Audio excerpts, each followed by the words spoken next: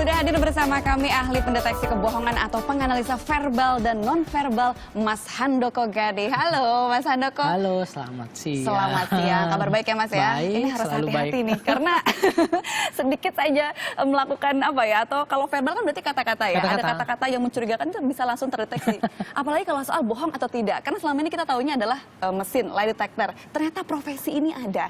Nah, sebetulnya profesi ini tuh berangkat dari disiplin ilmu apa Mas Handoko? Ini sebetulnya penggabungan dari banyak ilmu ya. Mulai dari ilmu psikologi, ada ilmu neurologinya untuk menjelaskan kenapa ilmu ekspresi verbal non-verbal bisa dilakukan.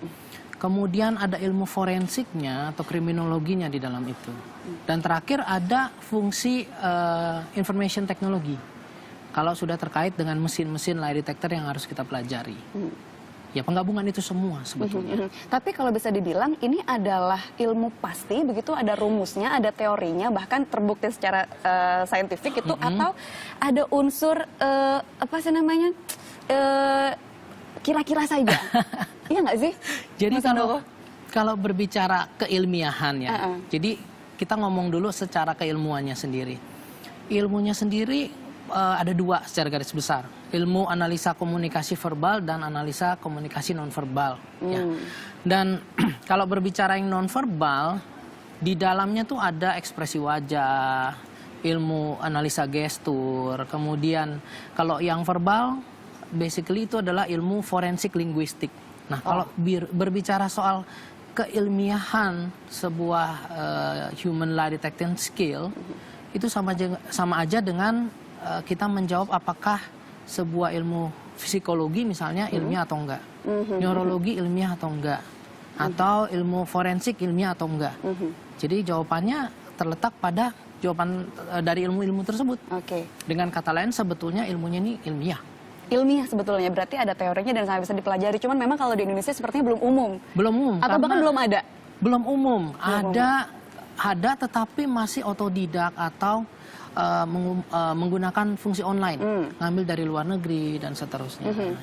Dan ilmu ini sebetulnya juga ternyata bisa bermanfaat banyak hal. Selain misalnya untuk rekrutmen karyawan, katanya juga Mas Handoko ini sampai di-hire oleh KPK dan BPK, betul? Betul.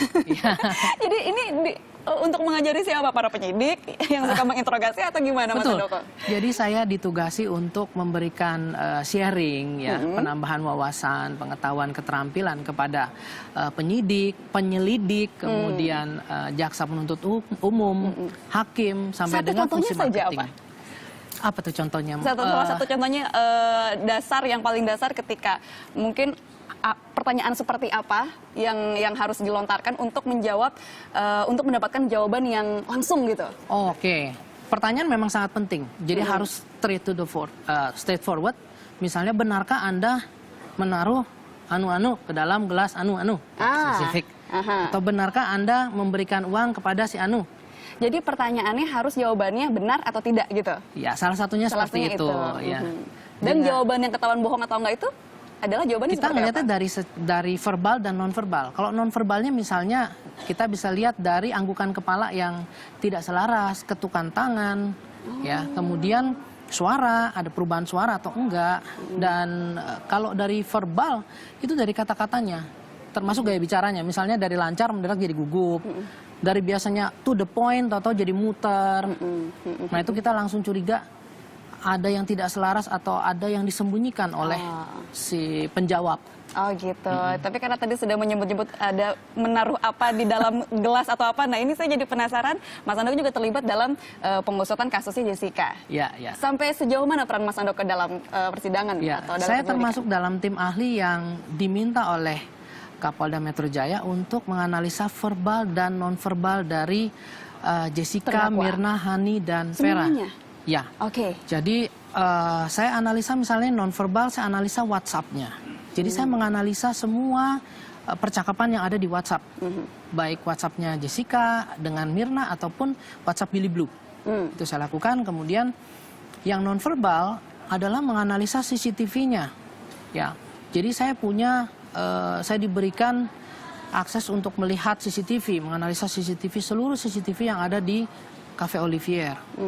Ya, dan itu saya bandingkan, jadi satu frame atau satu momen misalnya ketika Mirna dan Hani datang misalnya, dan Jessica menyambut, itu saya menganalisanya dari 3 kamera. Kamera CCTV nomor sekian, nomor 6, 9, atau 7 kalau nggak salah, ada 3 yang harus saya analisa. Untuk memastikan gerakannya dari belakang gimana, dari tengah gimana, dari depan gimana. Sejauh mana hal itu terbukti keakuratannya, Mas Handoko? Kalau kita berbicara analisa secara umum ya, analisa ekspresi wajah merupakan analisa yang ilmiah, berdasarkan riset, dan itu merupakan cabang ilmu psikologi ya. Bukan cabang ilmu filsafat atau ilmu yang lain yang selama ini disangka-sangka seperti itu. Dan kita bisa melihat riset ilmiahnya banyak sekali di Google Scholar. Dan sampai sekarang tokoh pencipta ilmu ini masih hidup, yaitu tokoh psikologi yang diganyang sebagai top 100 psikolog dunia yang masih hidup sampai saat ini.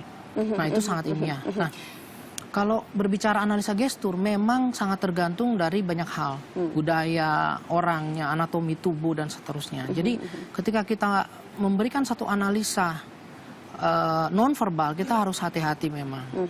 Dalam hal ini, kalau berbicara akurasi, tergantung konteksnya, tergantung momennya. Karena ternyata faktornya juga banyak. Banyak sekali. Nah, ketika kita melihat misalnya Mas Handoko lihat CCTV gitu, atau misalnya ketika langsung menanyai seseorang, itu butuh ada proses nggak sih?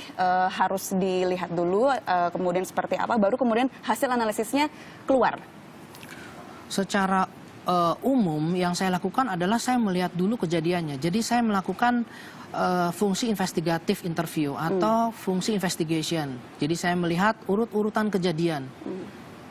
Kemudian baru saya melihat misalnya barang buktinya atau quote and quote barang buktinya adalah CCTV. Nah, saya lihat urutan-urutannya dan bisa juga saya bandingkan dengan pernyataan verbal yang pernah diucapkan. Misalnya saya nggak melakukan itu atau saya waktu itu hanya begini begitu. Itu langsung dilihat CCTV-nya, apakah sesuai atau berarti tidak. Berarti harus di-cross-check dari banyak sisi, hal, ya? Tidak bisa sembarangan dilakukan hanya dari satu sisi, nggak bisa. Harus spesifik, misalnya analisa ekspresi wajah kita harus sangat spesifik, bukan hanya berbicara jam, menit, detik, atau hari, tetapi harus spesifik frame number, nomor berapa. Dan itu yang dilakukan juga Mas Handoko terhadap kasus Jessica ini, itu butuh proses cukup lama atau tidak? Cukup lama, karena saya menganalisa menit per detik ya, dan bisa dibayangkan kalau ada total sekitar 9 sampai 11 CCTV, berarti saya harus menganalisa 11 CCTV. Wow, selain kendalanya mungkin banyak yang harus dilihat gitu ya, CCTV aja banyak, belum lagi transkrip pembicaraan. Betul, gitu ya. Apalagi kesulitannya Mas Handoko, mungkin ada nggak dari siapa ya yang harus menjawabnya?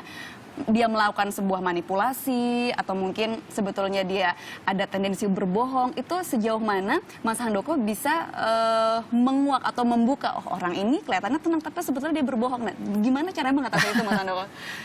Yang pasti dalam setiap interview dengan terduga, pasti terduga melakukan serangkaian upaya untuk menutupi kejadian yang sesungguhnya atau menutupi apa yang dia lakukan. Jadi dia pasti berbohong.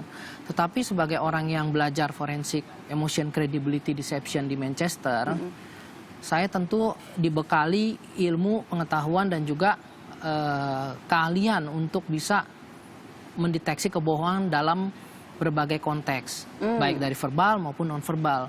Jadi selama kurang lebih 2 tahun ini yang saya lakukan mulai dari analisa Pak Jokowi untuk satu harian koran yang terbesar di Indonesia, sampai dengan analisa, pernah juga diminta untuk analisa sidang MKD, analisa terakhir analisa isu motivator yang besar tersebut. Waduh, ini kayaknya banyak ya. Isu-isu besar semuanya diserang Mas Handoko.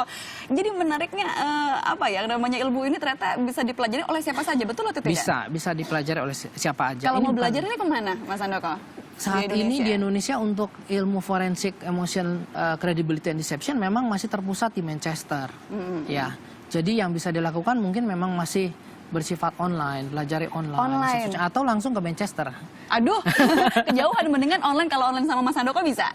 Saat ini saya masih ada, memang ada program sharing-sharing yang saya lakukan ya, berbentuk seminar online untuk mempelajari hal itu. Ada buku saya juga di Gramedia, judulnya Mendeteksi Kebohongan. Dan bisa juga saya biasa diundang oleh perusahaan-perusahaan swasta untuk memberikan sharing. Wow, sungguh sebuah profesi yang menarik yang kayaknya prospeknya cukup menjanjikan nih di Indonesia. Karena kasus di kita ini banyak yang harus dikuak, ya nggak sih Mas Handoko? Terima kasih atas sederhananya di Net 12 pada siang hari ini. Kita akan kembali ke sejumlah informasi menarik lain. Di antaranya ada kabar dari Presiden Joko Widodo beserta anaknya yang mengabadikan aktivitas sehari-hari lewat vlog. Apa saja aktivitasnya? Saksikan sesaat lagi. Mas Handoko, terima kasih banyak.